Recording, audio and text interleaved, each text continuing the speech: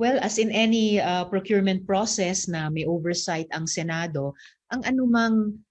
lack of transparency o kaya clashing data, magkakaibang datos sa magkano ba talaga ang Sinovac dito sa Pilipinas, bakit iba ang sinasabing presyo o mga presyo ng Sinovac dito sa Pilipinas kumpara sa ibang bansa, yung lack of transparency sa mga resulta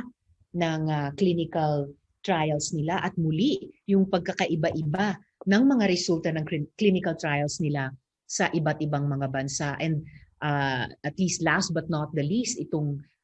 yung issue ng presyo at saka yung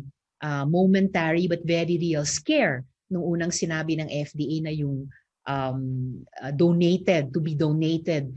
Chinese vaccines ay pwedeng gamitin ng DOH nang walang pahintulot ng FDA. Mabuti ay kinorek nila iyon. Yung lahat ng iyon gave rise to the sense na dahil walang complete transparency, mahirap i-establish yung accountability if and when the time comes na kailangan yon. At in any reasonable mind, magkakaroon tuloy ng duda na bakit ayaw sabihin ang mga diretsong sagot sa mga simple at napaka-reasonableng basic na tanong. So although sinabi sa huli, or rather although walang naihaing diretsong akusasyon, that will certainly be one of the angles na patuloy na i-oversee ng Senado, na walang ma-consummate or maisip na bagong gawin na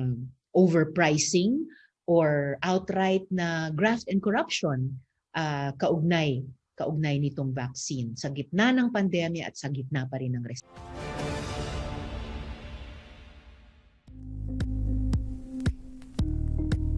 Thank you for watching Politico TV. Please like and subscribe to our channel for more videos.